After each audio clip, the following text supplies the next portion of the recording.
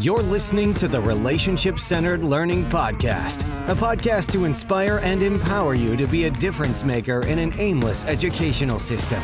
Hear weekly from adults and students who are having a radical impact in the education space as they share from their minds and hearts, giving us practical tools that we can take back to our classrooms and campuses. Here to take you outside the educational box is author, disruptor, and your host, Kevin Curtis.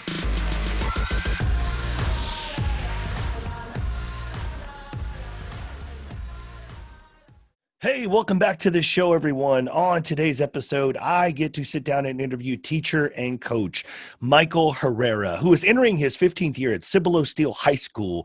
Mike was a former Teacher of the Year and speaks directly today on how building relationships with the high school students is the difference maker for him as a teacher and a coach. Hey, thanks for tuning in. Let's get started. Welcome to the Relationship-Centered Learning Podcast, where we put relationships at the center of all learning. I am honored to have an amazing coach and teacher on today. Let's call Coach Michael Herrera. Welcome to the show. Thank you. Thanks for having me. Absolutely. So just like we get into every episode, we always want to emphasize connections before content, and we always want to try to do that in what we call the GTKY format. That means just get to know you. And so I'm going to start off the show. Mike, Coach, what do you want me to call you today? Whatever you're comfortable with, man, I go by it all. I gotcha. Well, it's hard when we're coaches. It's typically coach always comes in. But Mike, I know I'll try to go back and forth. But Mike, 5 simple questions for you to get to know you a little bit better. You'll flip 5 back at me, and then we'll get the show started. So obviously, you're a coach. Basketball seems to be a big passion of yours. And so what is your favorite basketball team of all time? Always been and always will be a Spurs fan. I don't care. I don't care how much they win or how much they lose. It's always going to be Spurs, man. Gotcha. So thinking out, if you could play any other sport besides basketball, what would be that one sport that would you really think oh my God, if I could just be an excellent athlete at this sport, what sport would that be at? Man,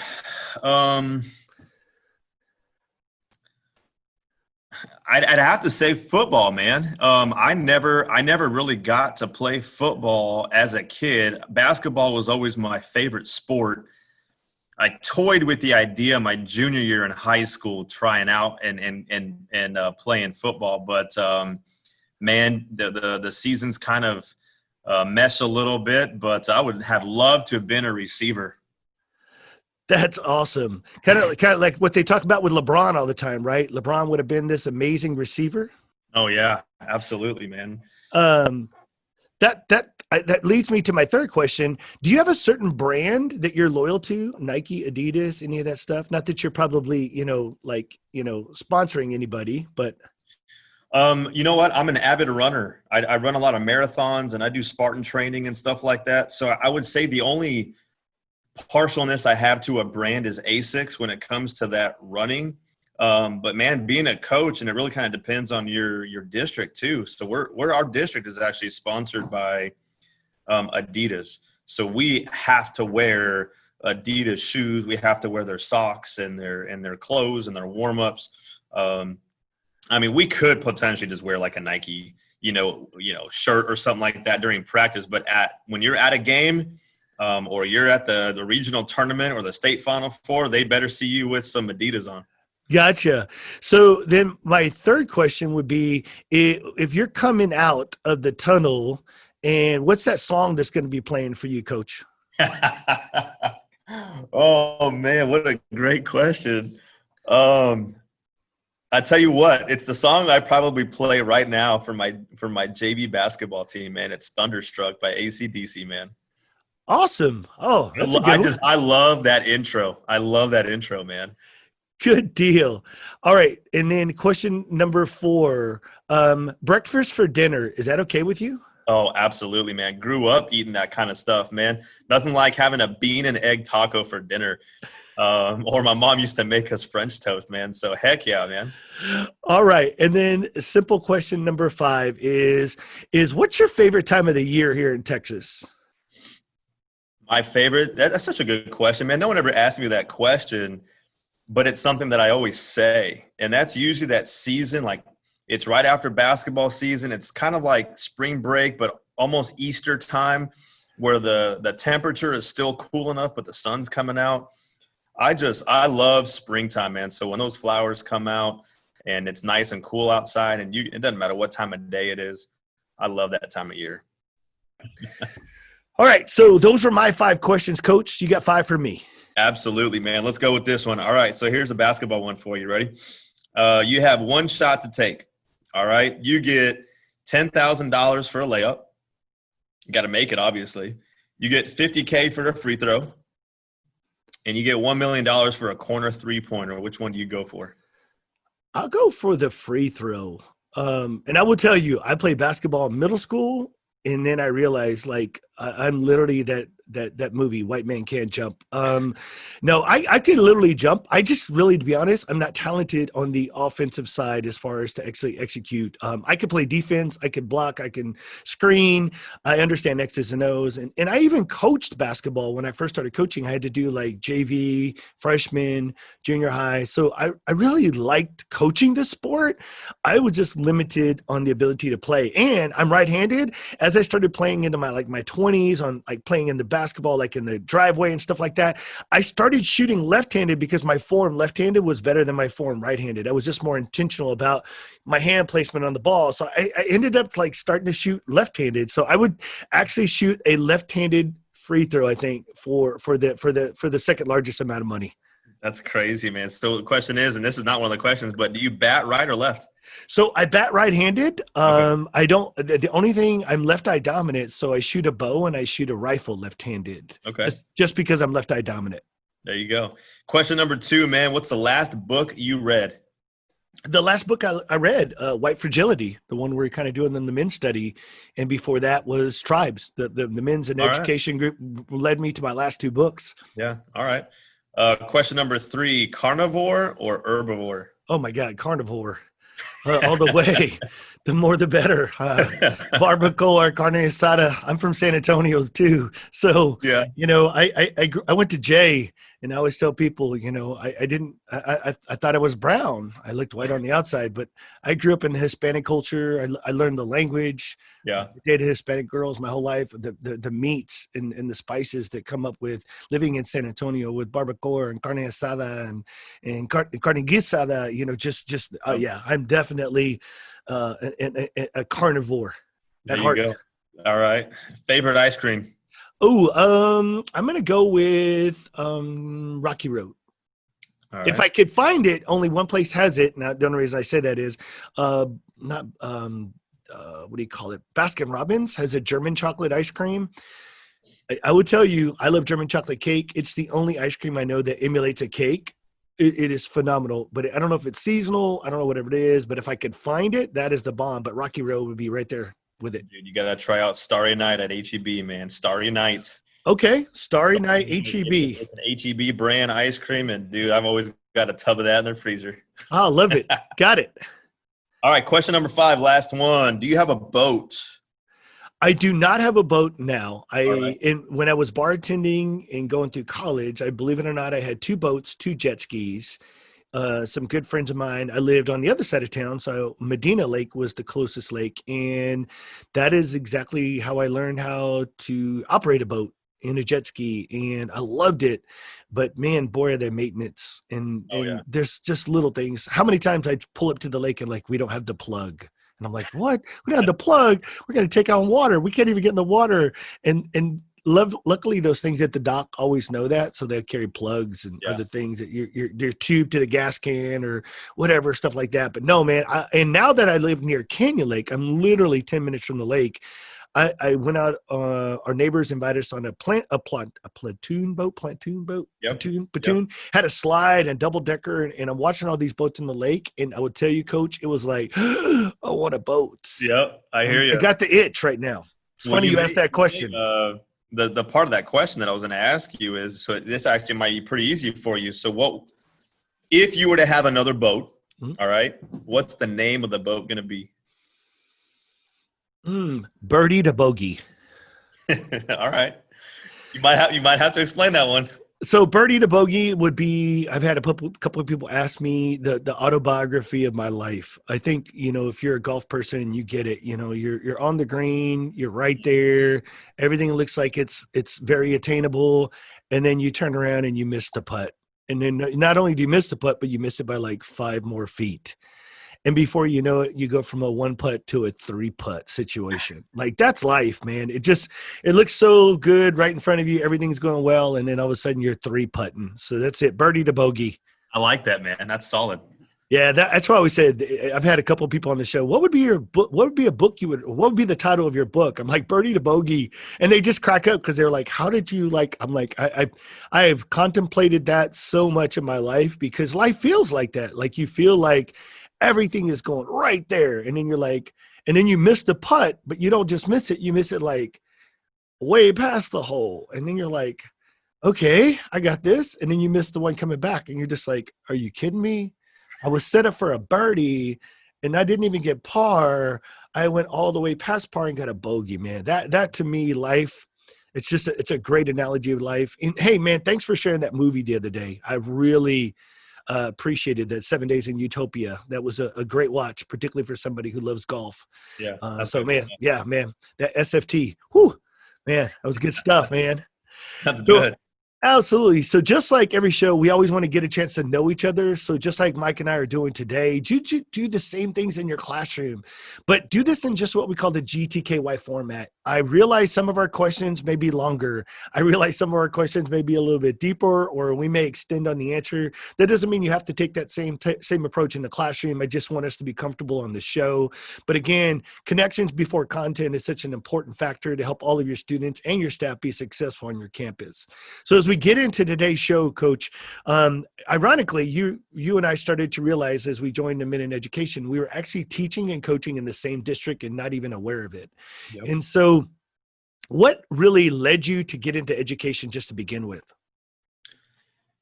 I was actually on a podcast. I think you either listened to it or heard parts of it yesterday, man. But growing up as a kid, I think every kid that plays sports always aspires to play that professionally, right? Whether it's basketball, soccer, football, baseball.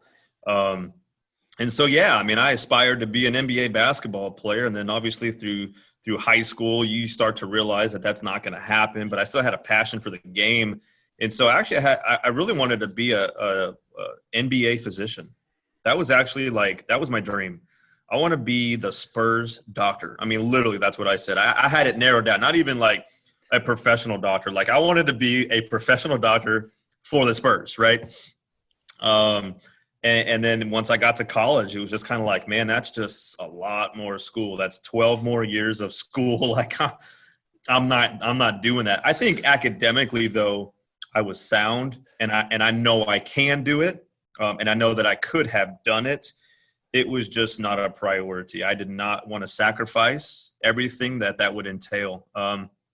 I come from a family that at that time that I graduated with my undergraduate degree, there was only one other family member that had graduated from college, a family of 5.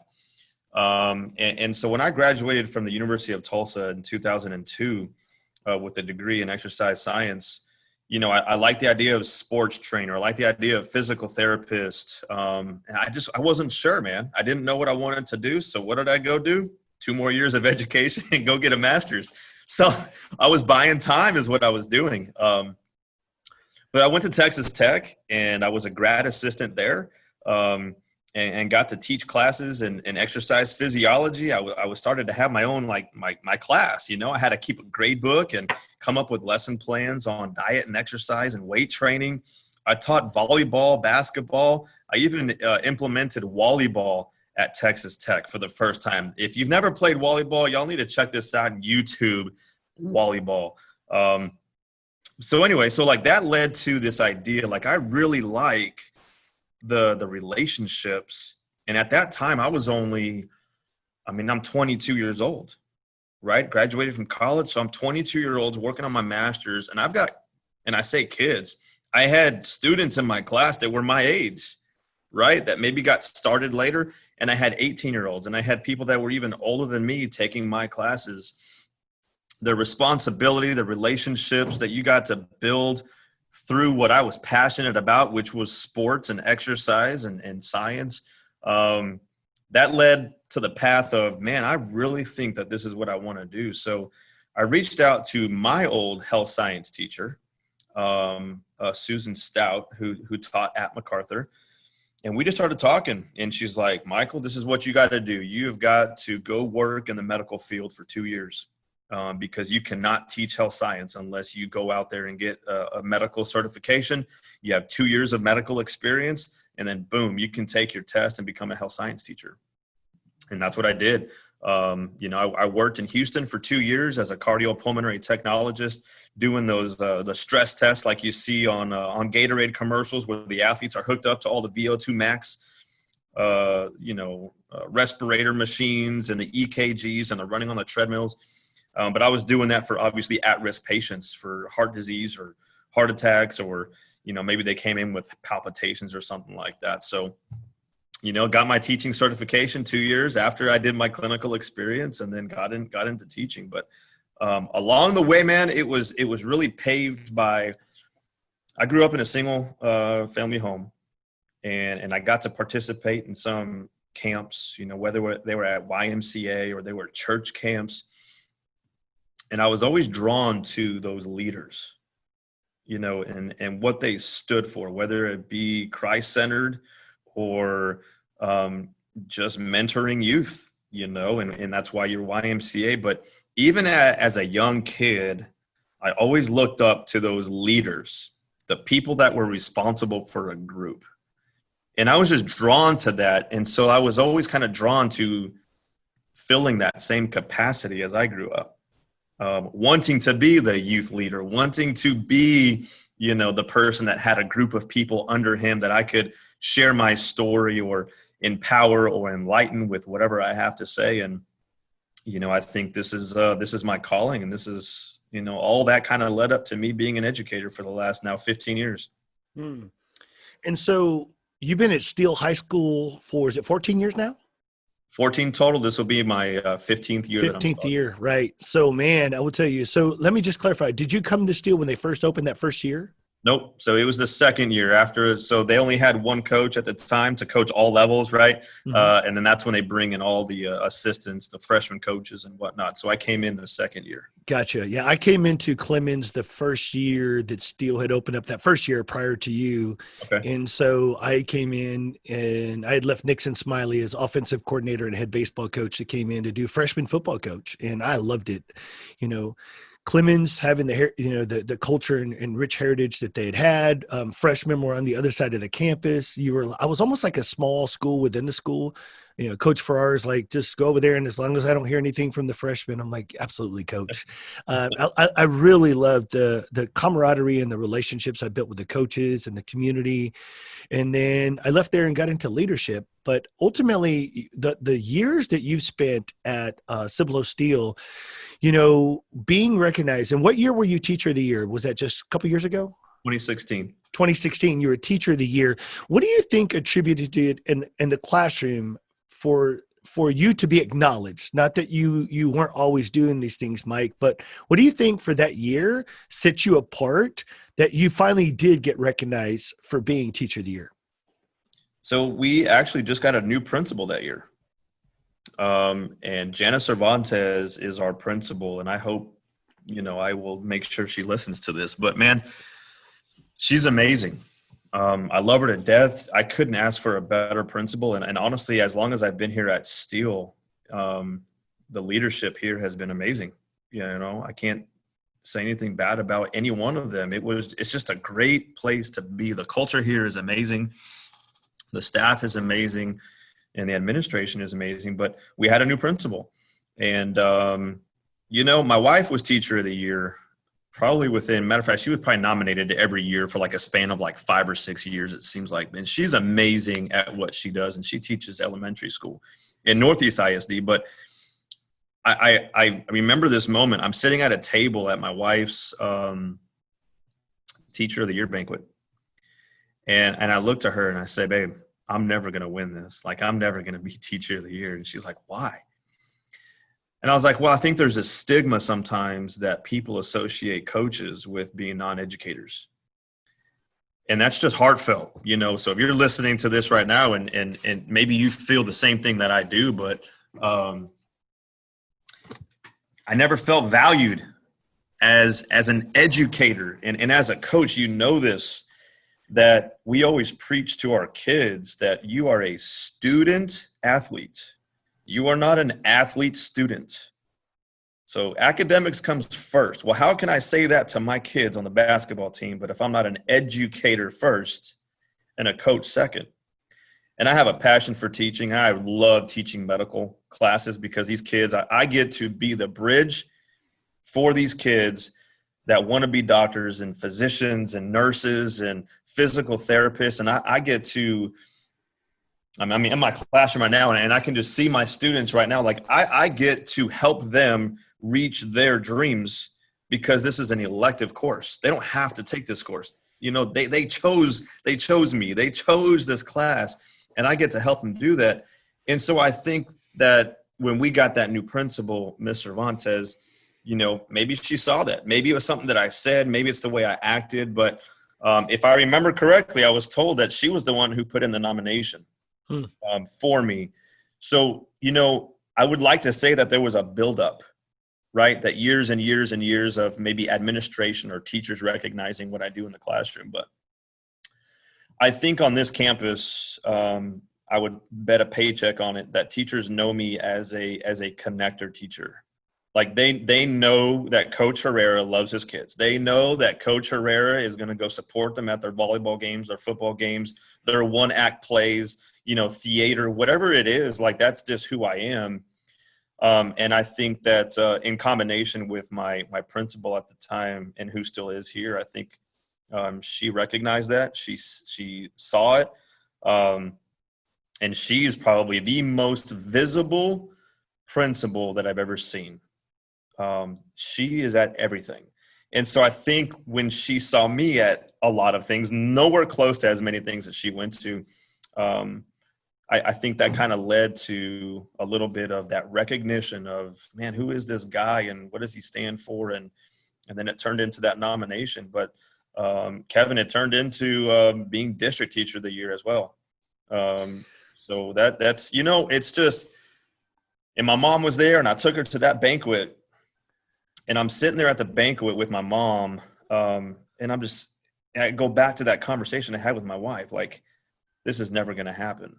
So to be recognized as a educator and not a coach, man, that was a great day, great moment, and a great banquet. And I love talking about that because coaches need to be, they need to be valued as educators.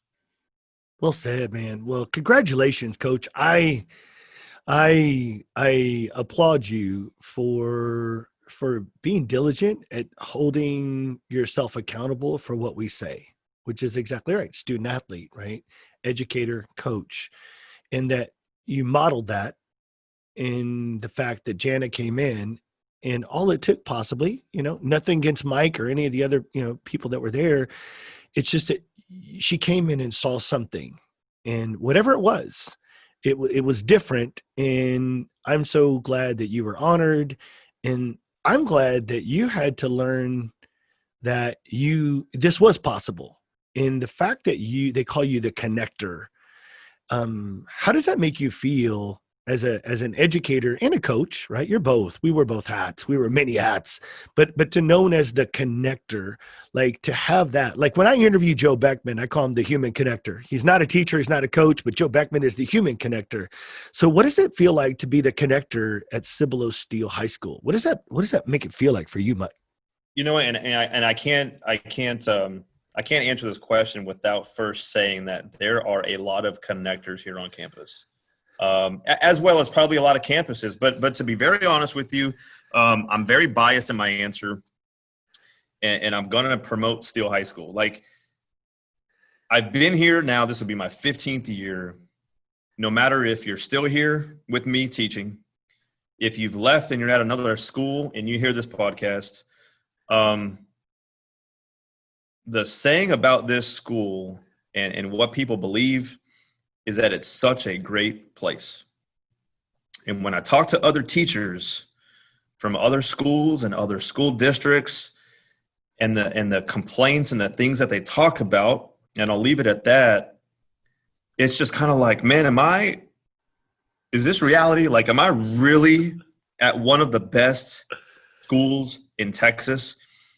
And so, you know, as a coach, I've got aspirations of becoming a head coach, and I've had conversations with coaches at other schools and other school districts as I'm pursuing some possible openings, you know, and I ask them, like, what's your school like? What's your administration like? What's the student culture like? You know, what's the support system like? Man, and I'm floored with the honesty, but the reality is that I'm in such a great place with other great teachers who are all great connectors, and that's what makes this place a beautiful place. But me personally, as a connector, to answer your question, it's just edifying of my why. And I know you can see it right behind me. Like, when someone can recognize who you are for what you do and what you say, it's not just chalk talk. It's not just teacher talk. Like, no, I am trying to live and show you who Coach Herrera is. And so when someone recognizes that as a connector, you know, it's very edifying to know that what you're trying to do is being seen by your colleagues. Absolutely. Well said, Coach. Well said. I think when you said who Coach Herrera is, you're just ordinary. You're still Mike Herrera, the same kid that grew up and the same kid that went to college and the same aspirations. And I think you're able to deliver who you are in such a passionate way to those students and to those staff members. And so if we stay there for a minute, you're talking about the culture. So I always talk, when I talk about relationships and the importance of them, I talk about it primarily at two levels. One would be campus connections, and I'm talking about adults connecting with other adults. And then eventually we get to classroom connections where we're talking about it with students. So honest question, is there anything that you guys do to create that culture of connectedness, as to give maybe other listeners that if they were like, what would be something that we could do, or what is the direction we would try to get to try to get those campus connections that you're describing that's happening in the Steele High School?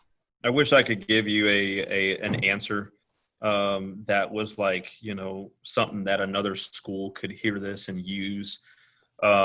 But I commend our administration. I commend the principals that we've had here, starting with Mary Pivito to Mike Wolfarth and now Janice Cervantes. To me, it starts from the top, right? I mean, we could sit here and actually argue and say, actually, it starts with the bottom up, and then it starts from the top down. And it's a little bit of both. Don't get me wrong, because you can have this so-called, you know, leadership that doesn't enrich the culture at their school for whatever reason, right? It's a hypothetical situation. To me, I always use this in coaching and in teaching, right? You can't point the finger at others. You got to point the finger at yourself, right? So like, don't be part of the problem, be part of the solution. So like, if you don't have a campus culture that is the climate that you like, well, then go freaking change the thermostat, right? Like, go over there and put it on the temperature that is your liking. And find one person. And if you can find one person, you know, link arms with that person. And then now that 2 becomes 4 and 8 and 16. And pretty soon you, who didn't like your culture to begin with, is now slowly but surely changing the culture from the bottom up. But here it's been from the top down, where that's just who they were and who Jana is as a principal. That leadership style, that visibility, the talk, right? Like she doesn't just talk, like she walks the walk and shows us what it looks like to love every kid, to support every kid, whether you're an athlete or not, whether you're an academic genius or not. It doesn't matter. These kids, they're all human beings first. They're students second. Like, you have to reach the kid first as a human being, not a student. And I think where some people may get it wrong, in my opinion, for whatever that's worth, I think teachers sometimes feels so content heavy that they have to spew information to feel edified as an educator. And I kind of said it the other way around a little while ago, right? I'm edified as a connector. Dude, like, I love medical stuff, but I could care less about my classroom work. Like, I'm going to teach, I'm going to give worksheets and quizzes and tests, and they're going to walk out of my room having some kind of background knowledge of the medical field. But my why is not that I made them better health science students. My why is not, my success is when, you know, I'm invited to their wedding, or I get pictures of their babies, or, you know, the thank you cards, or the Merry Christmas, coach, good to talk to you. Thank you for everything you've done. I just got my first job as a nurse. Like, that's what I'm seeking. So if that's what I'm doing, I would imagine that a lot of our staff here are doing the same exact thing. I think their priority is connecting to kids. And that's what makes it such a beautiful place here. Well, and you said it. No, coach, you actually answered the question, because I think you did a beautiful job, because what you illustrated is it can start from both ways. No, I love the thermostat versus thermometer. I love that. And I've used that in a variety of different references, but ultimately I do believe it has more empowerment starting from the top. I think that sometimes we're waiting to see how that's going to be modeled. And, you know, I had already left the district before Jana had come in, but knowing her reputation and knowing how she's leading that campus and hearing that and seeing it come to fruition just illustrates, you get to know who Jana is as a person, not just as the principal. She illustrates that, who she is as a person, and she models that for her other leadership team and all the way down to the staff. So it becomes the norm that she says, I'm going to go to these events. I'm going to treat our students as humans. So therefore I need you to treat them as humans. Yep. And so your answer is correct. I believe that what I've seen echoes what Jana and what your staff are experiencing. When a principal has 2 feet in the right approach for students that does not always center around the content or curriculum. And the one thing we have to acknowledge, coach, is that's very unique coming from the high school level. You know, when I know you have been in the Cibolo bubble, and I don't mean that as a negative. I mean, as like, that's you're in amazing land in the district, and what you're hearing about, you're hearing it. What I see, Mike, is I go into other districts, and the high school is like, we ain't got time for this. We don't have time for connections and relationships. I get it. I hear it. Yeah, okay, it's important. But at the end of the day, that's not what I'm here for. And what I've, Dr. Kimberly McLeod, I had her on the other day, and she said, Kevin, there's no such thing as a good stereotype. Wow, that was powerful. And I say stereotyping, as you go up from elementary, from middle school to high school, the higher you go up, the more content driven we typically are as a stereotype, and we get in silos. And then this department doesn't even know what this department, it doesn't even know who they are. You know, I shared a story one time on an earlier podcast when somebody had talked about in silos. When I got my master's at Clemens, and then I was doing my internship, Jeff Bryan was like, hey, you're going to go. And I love administrative assistants. I mean, when you're intern, you're like their go-to. Hey, we don't want to go to this duty. Let's put Kevin on there.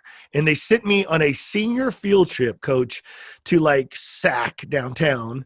And it was all seniors, and what's crazy, all they told me was last time they came back with pockets full of condoms. And I'm like, what are y'all doing to me? And they were like, yeah, they're going to give out condoms at the college last time. And it was a crazy thing. And kids tried to walk here and mix.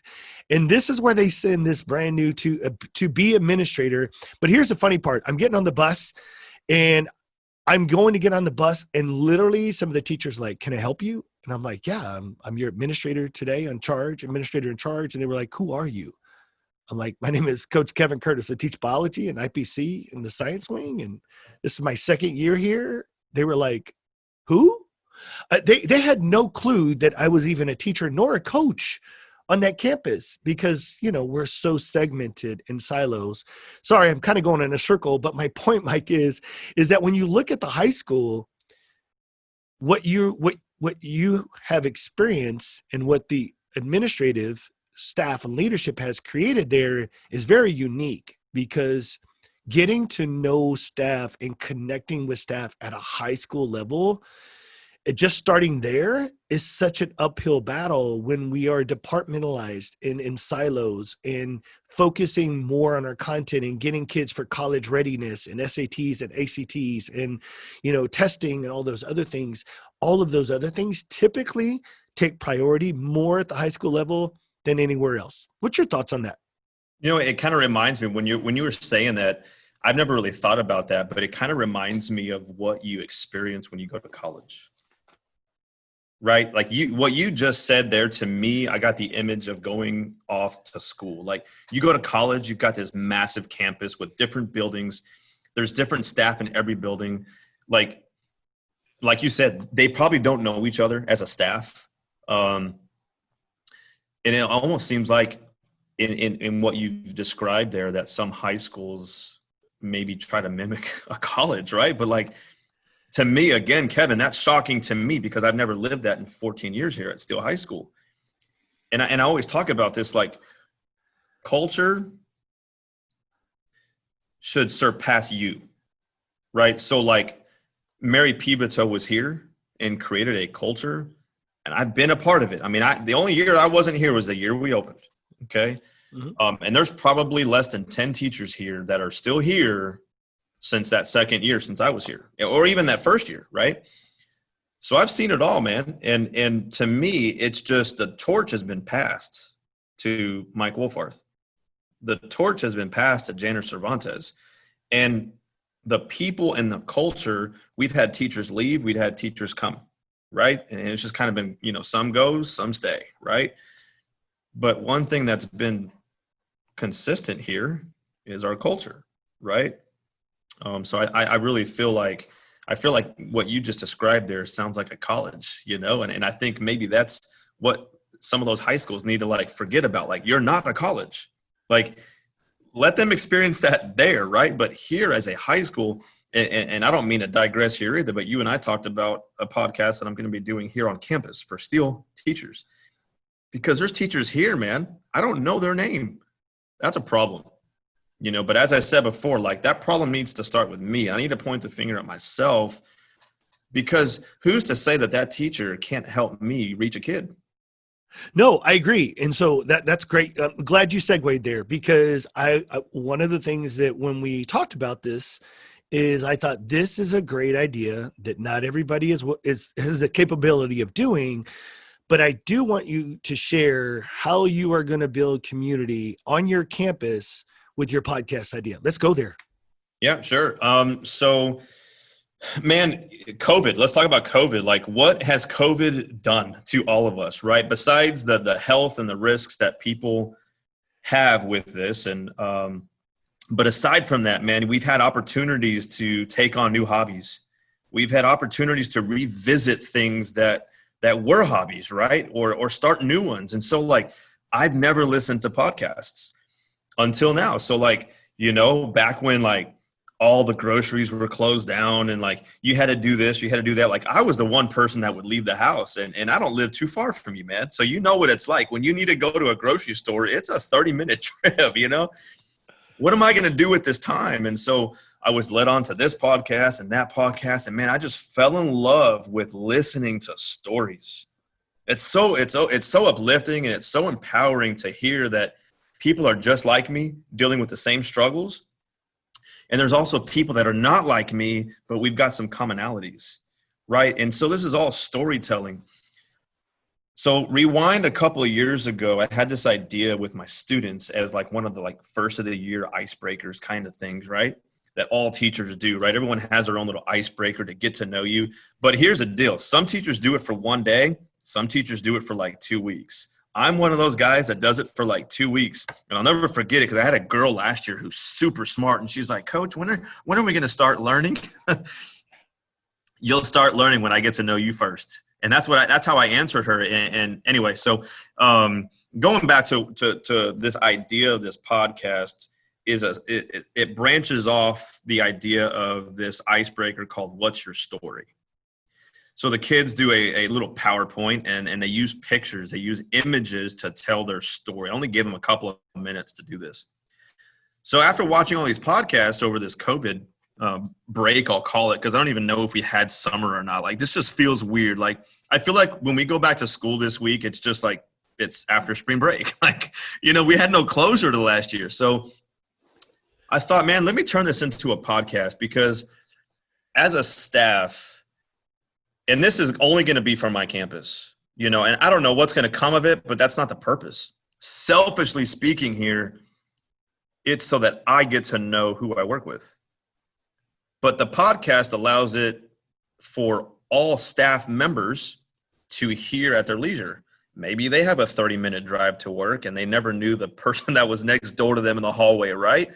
So I'm thinking, man, let me just do a podcast on campus, interview these teachers, get to know them on a personal level, so that other teachers can feel comfortable enough to go talk to that person that they didn't know their name. But maybe they both grew up in Alaska. Now they've got something that's common, which develops into a friendship, which ultimately, why are we here? It's to serve our kids.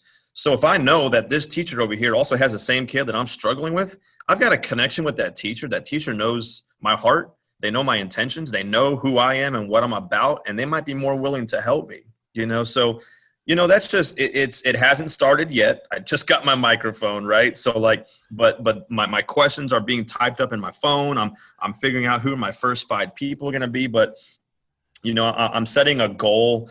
I can't go crazy because we're a 6A campus, right? So we have like 200 people. There's no way I can interview all 200 people. So it might just be something where I do a teacher a week or something like that. Maybe get in 50 interviews, and then next year hopefully build on that and interview some other teachers or spotlight a new teacher, like a first-year teacher, or because there's people on this campus that have been here for 14, 15 years, and honestly, a lot of people already know who they are.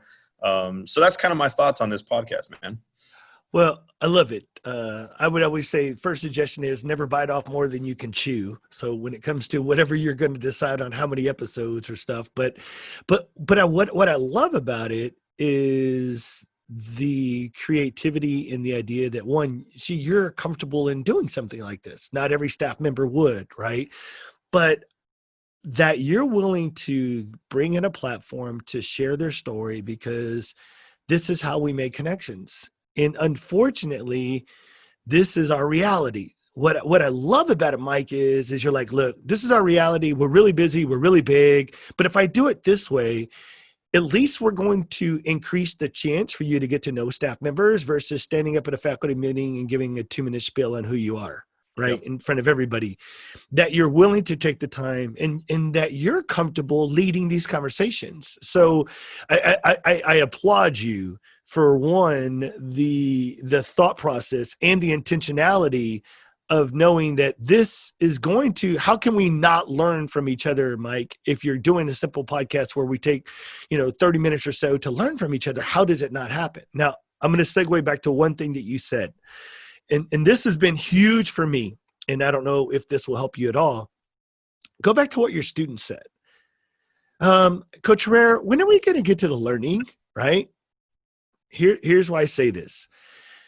You were learning about your other classmates. And unfortunately, education has set us up to say, well, if we're not learning about the content or the curriculum surrounding the title of this course, we're not learning. And I'm calling bull crap, right? I'm saying that's bull, because that same mindset that your student had is where I see a lot of teachers going down the same path. Kevin, what value does it bring that I know what kind of ice cream they like or whatever? And I'm like, because exactly what you just pointed out is we need to know, are we cut from the same cloth? Are we struggling the same? Do we like the same? Do we not? And they're going to be like, they're not going to see the value in that because we're not emphasizing the value in that. Because to me, when the campuses that I've trained with Fidelity and that come back, And I will tell you, Mike, if I come back in there and teachers are using whatever platform, skills and drills, if they're using our tools, 60-second relay breaks, 2-minute connections, 90-second spark plans, if they're using them, and then you come back later in the year and say, so what do you like about this? Interview every kid. 99 out of 10 kids will say, I love learning about my classmates and my peers, and I love learning about my teacher. Great. Perfect.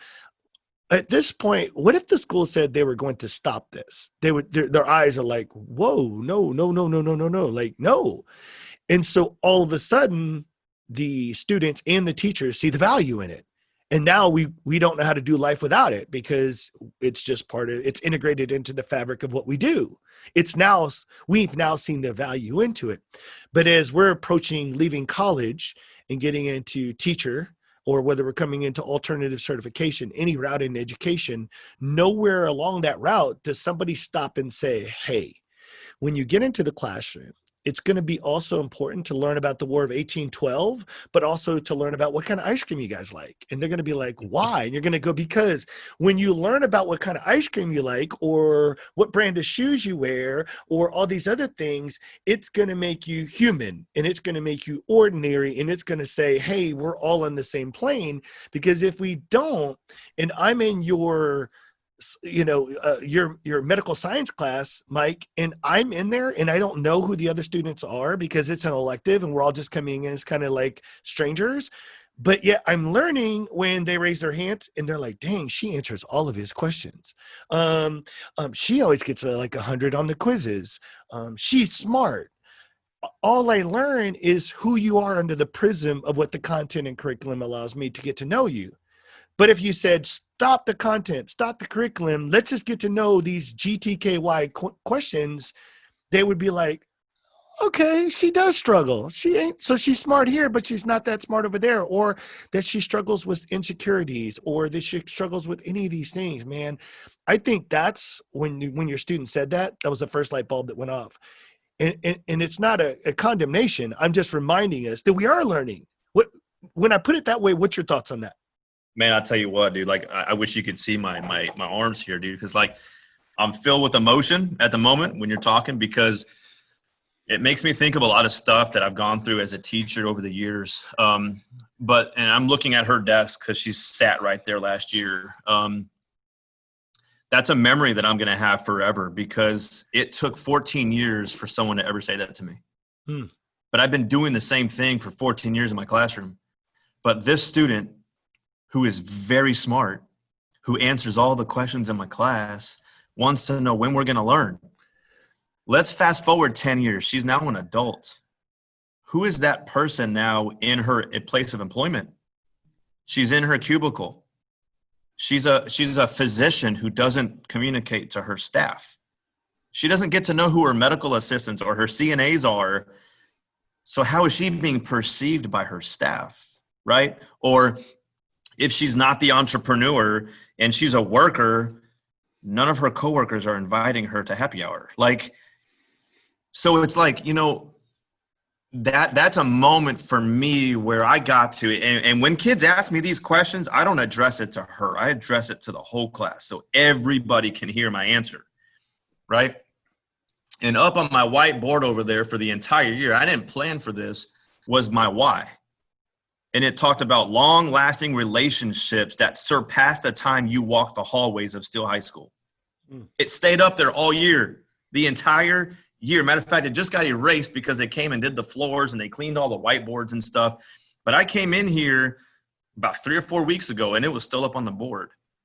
But that's a constant reminder for my kids to remember, I'm going to teach you. But there's more to education, and it's about relationships, and it's about communication.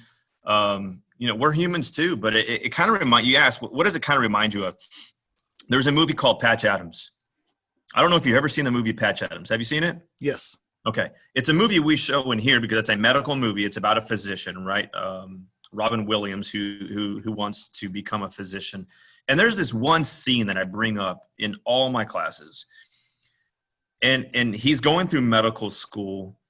They're walking through the halls. There's maybe 10, 15 med students or whatever, and the teacher's walking backwards, right, and showing them stuff or whatever. And They pull up to a patient who's in a bed outside in the hallway.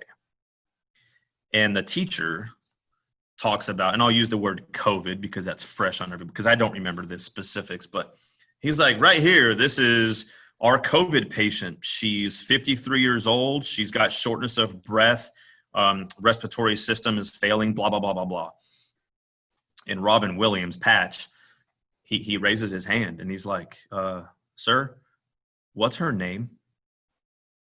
Man, that's so powerful. And everyone's kind of like looking at him like, how dare you ask what her name is, because she's the COVID patient. Like, she's the shortness of breath patient. Like, what do you mean her name? And it's like, dude, like, do you not understand? Like, let's get to know our patient, right? It's the same thing in education, right? Like, we have to know our kid. How dare you just, call her student? No, like, what is her first name? What's her last name? Where does she live? Is she military? Single parent home? Did she walk to school? Did she take a bus? Does she have lunch today? Like, is she eating? Is she getting a shower? Does she have clothes? But it also reminds me of something that I do in my classroom. And I've done this for 14 years. This will be year 15. I journal. And every day when my kids walk into my classroom, there's a journal on the board. Sometimes they're quotes. I love quotes. Sometimes they're questions to just get them to think. Sometimes I put music therapy, and I'll play a song for them that I like that has a message or a meaning. It's never about do they like the song or not. I say get past the fact that it's not your genre of music. Listen to the message and then write a journal. Sometimes it's just open-ended and they can write whatever they want. And when the timer goes off, the timer goes off. But and I don't mean to go dark here for a second, but again, it goes back to knowing your kids. I have had students who have talked about stuff, man. And it breaks my heart to say it on here too, but kids that talk about suicide, right? Kids that talk about sex trafficking, kids that talk about, not staying at home, but they had to sleep outside, and all the stories that you can even imagine that they're writing in those journals. Well, guess what? They're not just writing them in the journals for sake of it. Like, they know Coach Herrera reads them. And I tell them out the first day that I'm going to read your journals. And unless you're talking about harming yourself, it's your journal. It is your private place. You can write freely. And they, Coach, can I cuss in my journal? Hey, it's not the way I talk, but if you want to, it's your journal. I'm not going to judge you. And so when I read those, I'm able to write back, and I'll handwrite in their journals. But now I've moved to more, Edmodo like technology. So now we're doing electronic journals, but I'm able to respond to them. And then it surprises me when the kids come up to me and are like, Coach, you read my journal? Like, yeah, I told you I would. Like, no, did you read all of them? I said, yeah, matter of fact, I want to talk to you after class. You know what I mean? Like, and they're just floored by someone actually wants to get to know them. And you think about suicide rates increasing in girls ages 14 to 18. And it's like, you know what? Like, and some teachers be like, oh my God, here she comes again in the classroom and she's crying. All she wants is attention. Well, by God, give it to her. Like, yeah, she's crying. She might be a drama queen. Give her what she needs without interrupting her class, right? They just want to be heard. How many kids walk the halls and we pass judgment on kids that walk the hall because they look a certain way and we don't want to talk to them. No one talks to them. So be that person that talks to them. You know what I mean? And so that's one of the things that I do. We can't dehumanize education. Like, you have got to put the human before the student. Well, I think it's well said. So no, I love that strategy. I mean, that you're following right in the footsteps of Freedom Writers, right? Where she put it in the journals. Yeah. So no, it's a beautiful strategy, Mike. In the fact that you're reading it, they feel free, but listen to what that student said. You read it? Like, okay. Because a lot of teachers say things, but we don't follow through. Yep. And I think that's the frustrating part in education, where I was just getting on my soapbox. It's like, man, we continue to say, don't forget to connect with kids. Don't forget to build relationships. We love to say that out loud. And I think what's interesting when you were like, yeah, I did. And they're just like, okay, coach, that's not normal. Like the fact that you're hearing this from her, I think it just needs to remind you that you are doing what most teachers are not. And I'm not saying Steele or not. I'm just saying in general, most teachers are scared, Mike, to hear that information because they don't want to either one, self-report, or two, they think if I hear this, then I'm not an LPC or an LSP. I don't know what to do with this, right? And I interviewed a singer for 2020, and I cannot emphasize the whole message of her entire podcast with me is just listen to us. If you'll just listen to us as students, it goes back to what I'm sure my listeners at this point are going to be tired of hearing me saying it, but valued, seen, and heard. Every human being, but particularly every student, wants to feel valued, seen, and heard. And the way Coach Mike Herrera does it in his classroom is different than other people, but the message is still the same. They walk out of your classroom going, I feel valued, I feel seen, and I definitely feel heard. And I don't feel judged. So when that kid said, Coach, can I use profanity? You're like, hey, that's not me, but go ahead. And you did it in a way that made him comfortable, that you weren't going to judge him. Like, no, how dare you do that? So I think, I'm realizing today, Mike, and I knew this before we got on, you are an exceptional person, human being, and educator. And I just want people to know that it's okay to be ordinary, because I'm going to assume you still struggle, Mike. Do you not struggle as a teacher? Like you can't be that super intolerant to what do you struggle? What do you struggle? I want to go vulnerable. I want you to be ordinary. What do you struggle with in the classroom? Dude, I'm not the best teacher. I'm not. I'm sorry. I'm not. Like when it comes to content, I'm not a physician. Like there's so much stuff that when the kids walk into the classroom and they see all this medical stuff, they automatically assume like I am just like, Dr. Herrera, right? No. When it comes to and again, I'm just telling you, like when it comes to different strategies, whether it's the 5E model or Keegan strategies or, all these different kinds of things that get thrown our way, whatever model is the current model for teaching, I'm always going to be an open ear. I'm always going to do as I'm told. I'm always going to go all in. And that's because that's what's asked of me. And that just kind of goes with my upbringing. I'm not going to refuse to do it. But man, when it comes to that kind of stuff, I can't recite all that. I can't tell you, I don't have a master's in education. I just know what I know. Mm-hmm. What do I know? I know how to connect to kids. It just so happens I get to do it by teaching a little bit about health science. You know what I'm saying? So those are my struggles when I compare myself to some of these really, really good content educators, I'll say. And strategists, that's where I'm not. Like that is not my cup of tea. That is not me as a teacher. Now don't get me wrong. I'm always reading. I love reading books on how to be a better educator, but I'll take pieces of it rather than like, this is my strategy. Like if someone said, hey, Coach Herrera, tell me what's your teaching philosophy and strategy in the classroom? I'm like, love kids. Can you elaborate on that? Yeah, I'll elaborate. Like that's my honest answer.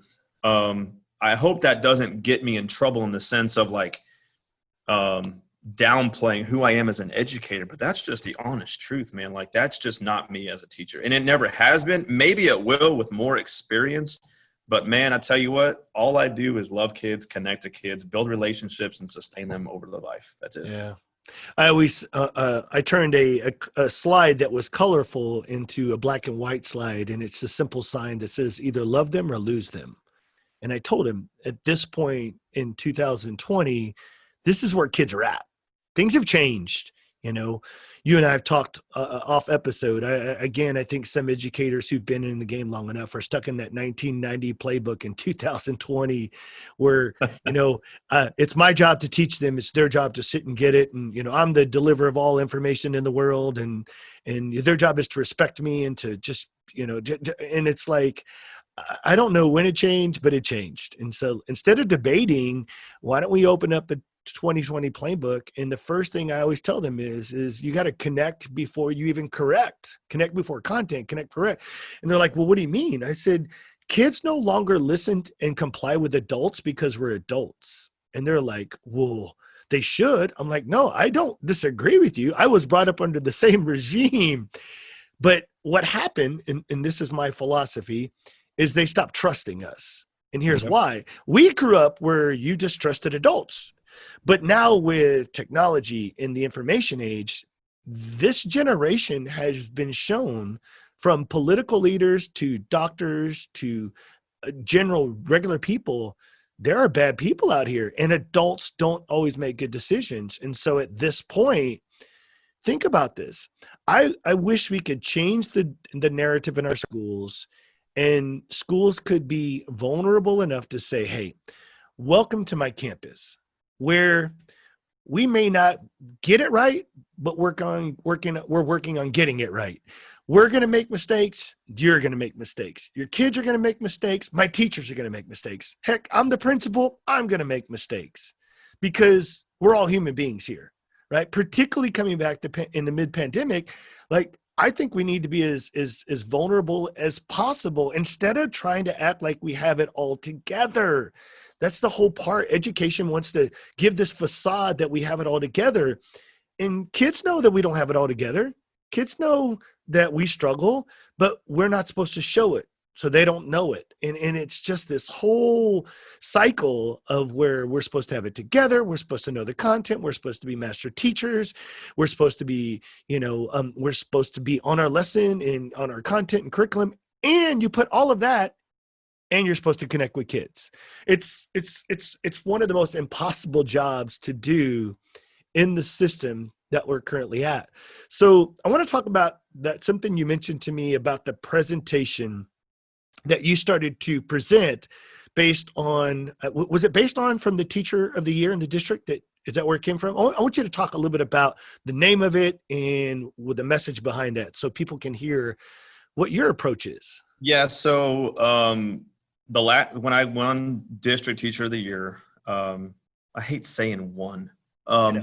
When you were awarded, when I earned, I'll say that, because I can humbly say I earned it. When I earned that award as district teacher of the year, there was a question that you have to fill out, because now you want to be represented by your region as the regional teacher of the year. And then ultimately, if you win that, then you go on and go on for Texas teacher of the year. So the last question on it said, should you win Texas teacher of the year, you may be asked to go out and do public speaking. What's your message going to be? And I was like, man, I got to think about this. And I went to a presentation as a basketball coach by Coach Neighbors, and it was 25 reasons why you might suck as a coach. And dude, like, when I saw that on the list of topics to go attend, I'm like, man, I'm going to that one, right? Like, I want to hear what this guy. Man, I don't suck as a coach. There's no way. You leave there and you check every one of those boxes, right? But like you said, like, the whole purpose of him telling that story is we're going to make mistakes, right? But mistakes that you do more than once becomes habits. So being able to see that and correct it, it was just a mistake, right? So fast forward to 2016, I'm filling out this thing. I'm like, you know what? 25 reasons why you might suck as a teacher. I reached out to him and I was like, man, like, I don't know if you've got this title copyrighted or whatever. He gave me the blessing. And so the title of my presentation I go do now for schools and districts is, maybe it's not your students. Maybe it's you. 25 reasons why you might suck as a teacher. And I tell you what, man, I have, I've got my presentation. It's about an hour long or so.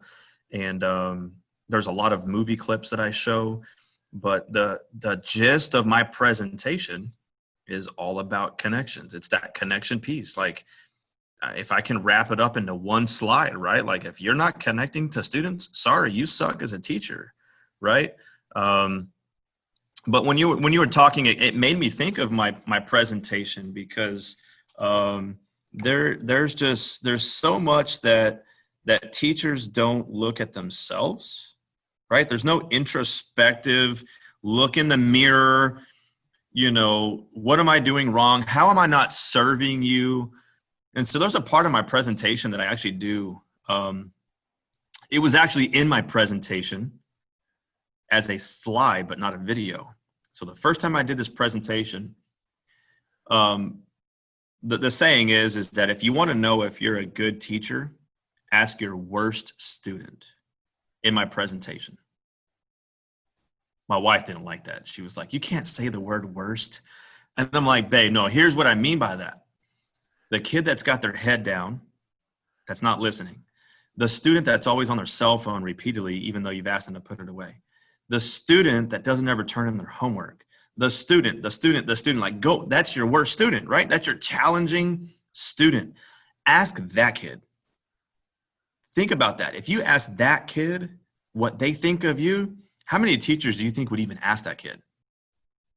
No way. Yeah, right. No way, right? No way am I going to listen to Johnny tell me what he thinks of me, right? Right. Screw that, man. You have to. If you're fearful of asking that kid, then you're doing something wrong in your classroom. The same goes in coaching. You want to know you're a good coach? Ask your worst player on your team.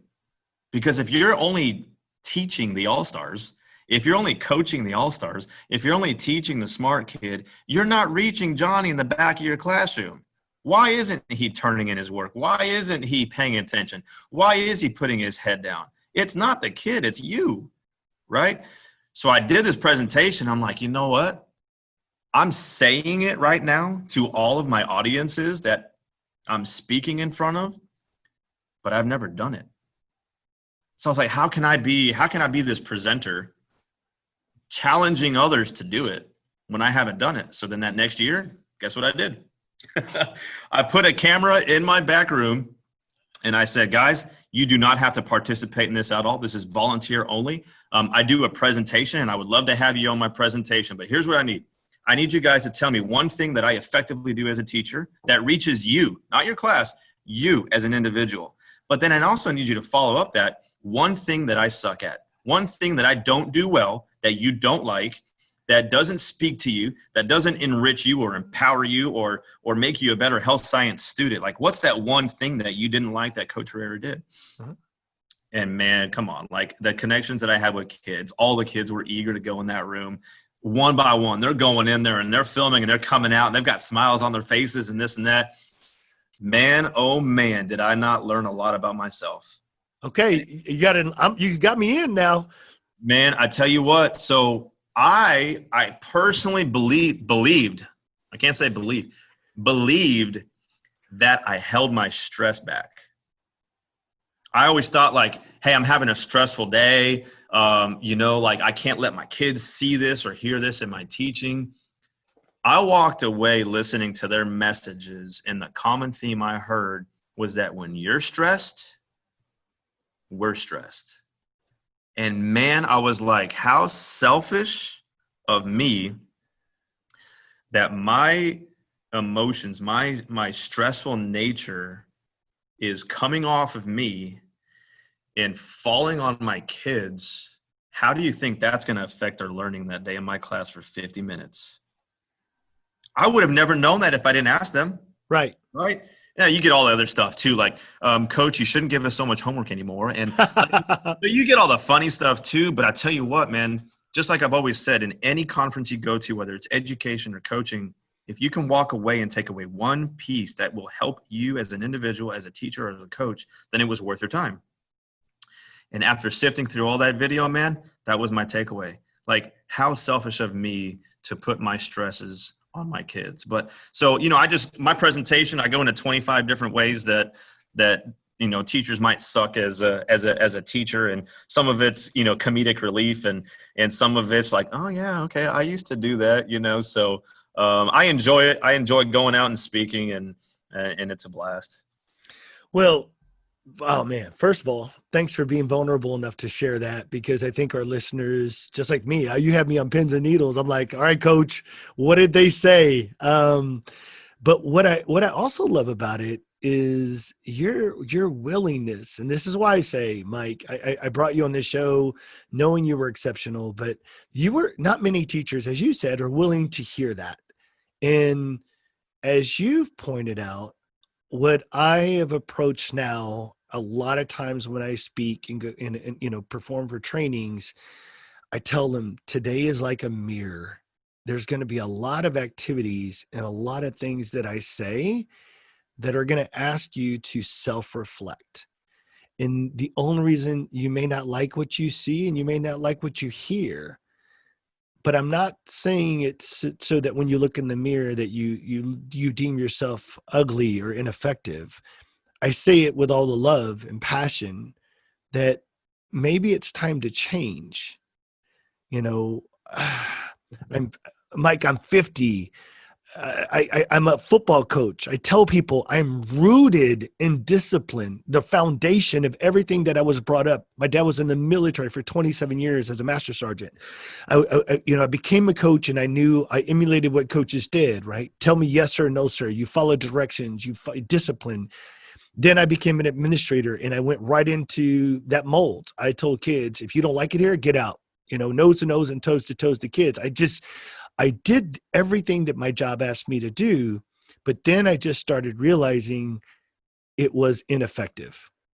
And the reason I say that is there has to become, for every person, there has to be a point where you have a low. And when we led Northeast Independent School District with 1,149 types of suspension at our little old middle school, we were excluding rates of higher than Madison and Roosevelt and MacArthur. Like, we were kicking butt high schools. We were out excluding them. And that's because that's what my environment told me to do. My teachers wanted me to get rid of kids. I'm not blaming the teachers, and I'm not blaming, that's what the environment said. And I realized, Mike, that I sat there one day and I realized I sat in the parking lot and I was like, I don't know what I'm doing anymore. Well, I don't know. So the question that's posed behind you, Mike, that people can't see is your why. And what I created a slide eventually is a principal sitting at his desk and all of these exclusionary consequences and pressures coming to him. And I said, those are all boxes. The box stole my why. And I sat there and I was devastated, man. The field of education that I fell in love with no longer met my need. It literally just stole my why. It took every ounce of passion and why, and I was degraded to a disciplinary person who wasn't making my teachers happy, who wasn't making my students happy, I was a fireman trying to put out fires every day, and I knew it was just a matter of time before it was gonna burn me out. And so that's why I quit, man. I lost my why, and it sucked, man, because I knew I wanted to be a teacher in fourth grade, man. And I knew I wanted to be a high school coach to make a difference. And I thought, man, if I left coaching and I got into leadership, I'm going to make a bigger difference, man. And I felt like I was making less of a difference in administration. I wanted to go back to coaching and teaching, man, because coaching and teaching, you get to love on kids, man. You get to love on them. You get to care for them. And administration was not what I thought it was going to be. You start working for adults and you start working for central office, and all the priorities change, man.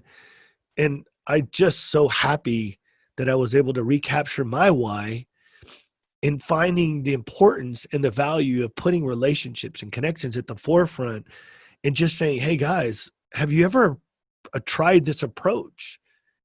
And not just try it, but let me give you some concrete tools how to do it, because not everybody is a Mike Herrera who can naturally do this. And about, I don't know, whatever it is, 70, 80% of our staff, Mike, is just their teachers would say, just tell me what to do, right? I don't want to have to create a podcast. I don't want to have to do a journal. Journaling's not me.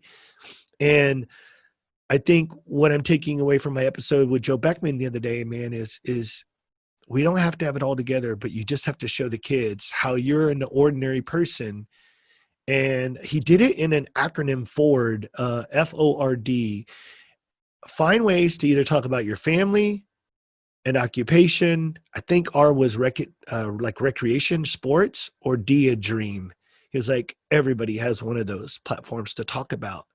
And I said, wow, Joe, I said, that's it. I mean, it's great because all teachers need to do is feel empowered to be able to share something personal. That I'm not asking educators to be my careers. I'm asking educators to say, what is my career essentially doing?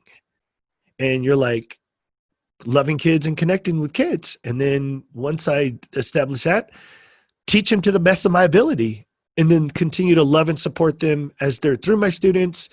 And what was that statement that was on your whiteboard? Can you say that again for me, Mike? That was powerful. What was on your whiteboard? I don't know verbatim, but yeah. On the first day of school, man, I literally just had my expo marker, and I was like, okay, I need my kids to walk in, and I never pointed it out.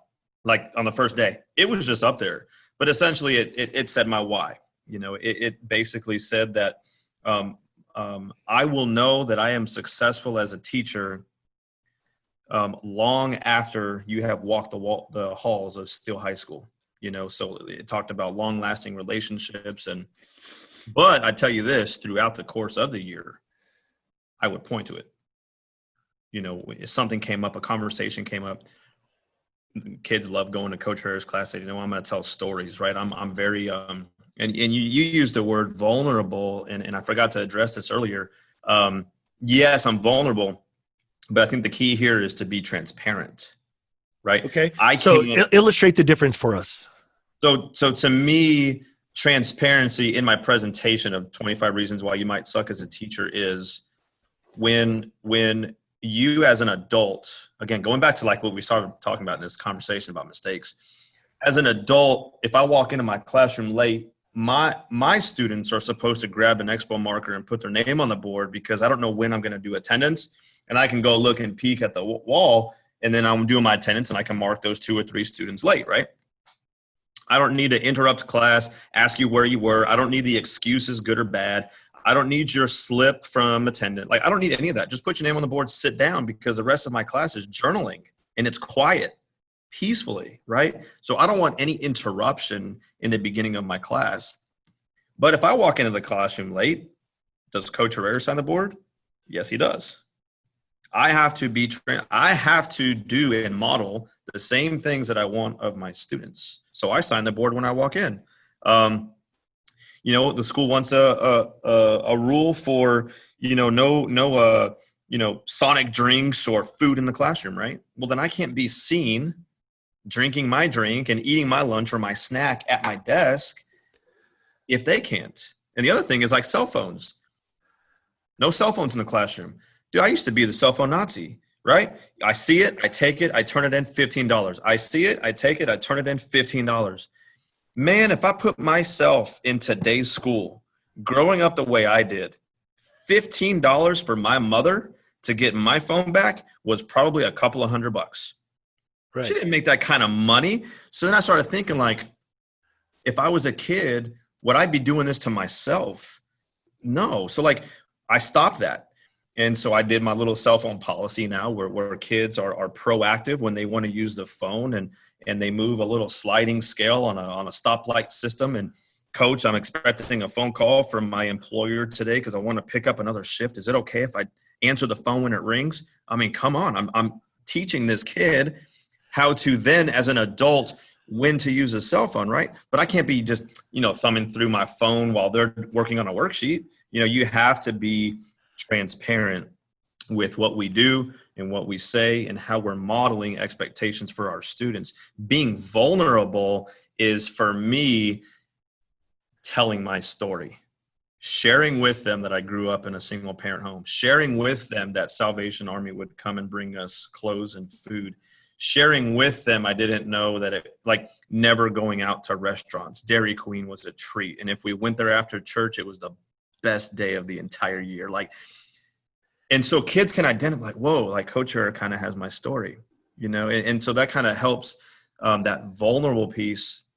Now they might be more vulnerable in writing in their journals too. Yeah. I think Trevor Taylor mentioned it the other day, a teacher from Wagner. He was like, look, if I want them to connect with me, I have to model it first. And I said, so what do you mean by that? He was like, well, look, like wherever the threshold is, they're waiting. And he taught primarily freshman English. And he was like, freshmen coming in, he was like, it's a required course, you have to come in. But he was like, they're coming into high school and they're just like, they see this African-American male teacher at the front of the room, and he was like, so I have to start showing them, here's where I'm willing to connect with you, whether it's being transparent, vulnerable, the combination of the both. And then the kids are like, oh, well, then I'll meet you there. And then he said, so the more you want from your kids, the more you have to give. And we were just talking about how, but they're waiting for you. They're not going to walk into your class day one and be like, all right, coach, let's get to know you.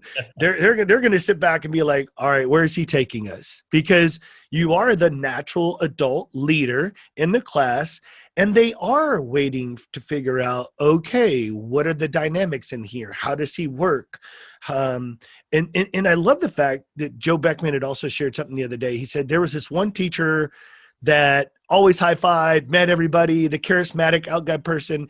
And then there was this very reserved teacher who just, that is not her personality. But I love what he shared is he said, but what she did is, and this was, I think, geometry, she walked around every Monday. It would be like, on a scale of whatever, check-in, how was your weekend? So instead of journaling, Mike, she just did a verbal check-in with the kids. And I think Joe was vulnerable and shared she was the first one to ask about his weekend after he found out his parents were getting a divorce. And he said, Kevin, if you would have asked me prior to that engagement, who would have been the teacher that I would have probably revealed something personal about? It would have probably been the guy who was high-fiving or whatever. But he said, but because of the way she connected with her students in her own way, it made me feel safe enough to share with her. But if you would have said in a million years, would I have ever connected with Miss Geometry teacher? He would have been like, hell no, not that person, because she's not that type of outgoing, charismatic person. And I love that story, Mike, because what it reminds us is, again, everybody needs to do this differently. But what teachers want is a box. Where's the box in the program that comes down and just tells me how to connect with all kids? Because it's got to exist, because in education, we're taught that, like you said, the 5E model, whatever it is, there's all these different models and these things that are coming. And not that they're not powerful, but differentiation in building and connecting with kids is truly an art. Everybody should do it different. And I think that's the hardest part is when a school district comes in and says, all right, Kevin, teach all of our teachers how to build relationships. I'm like, it's easy, but it's not simple, because everybody lacks transparency, vulnerability, comfortableness. And I love the fact that what you're doing, Mike, is for 14 years going into your 15th year, you've hit your groove, brother. You've found a way to make the kids that show up in your elective class feel valued, seen, and heard. And you've done it in a way that you show them that I'm going to love you, not through just today, the first day of school. I'm going to love you the rest of my life, because you're a student for life, man. And I just thank you for being that type of educator that students need today more than ever. Thank you so much for that, man. I really appreciate that. Absolutely, man. Thank you. All right, brother. Well, any parting words for our listeners that you want them to take away from today? Just any simple message from you? Hey, man, I'll just kind of piggyback on what you just said there. Be yourself. I heard this on a podcast the other day, and it was doubt your doubts and believe your beliefs. And to me, that stood out, man, because when we have doubts, doubt them. And what you believe in, what your why is, right? How do you connect to kids may be different than me, but those are your beliefs, right? I've got my beliefs. Just believe in your beliefs and doubt your doubts. Powerful words, brother. Hey, man, thank you for all you do, and thanks for being on the show today. Appreciate it. Absolutely, man. Lastly, I want to thank you, the listener, the educator, the difference maker. Your time is valuable. I see time as an investment. And I thank you from the center of my heart for making it to the end of this episode. But please don't let this be the end of our relationship. If you have the same passion for putting relationships and connections at the center of all learning, then I need you to subscribe and share this podcast with other like-minded educators. It would be extremely helpful if you could leave a review or a comment on what you loved about this episode, or better yet, tell me what you want to hear more of in the future. This way, other educators that are searching for impactful podcasts can get a sense of what this show can offer them. My hopes and prayers are that you were able to find one strategy or one idea that you could take back to one classroom to make a difference for one kid. Thank you for keeping kids and relationships first. We'll connect with you next time. Try that again. Lastly, I want to thank you, the listener, the educator, the difference maker. Your time is valuable. I see time as an investment, and I want to thank you from the center of my heart for making it to the end of this episode. But please don't let this be the end of our relationship. If you have the same passion for putting relationships and connections at the center of all learning, then I need you to subscribe and share this podcast with other like-minded educators.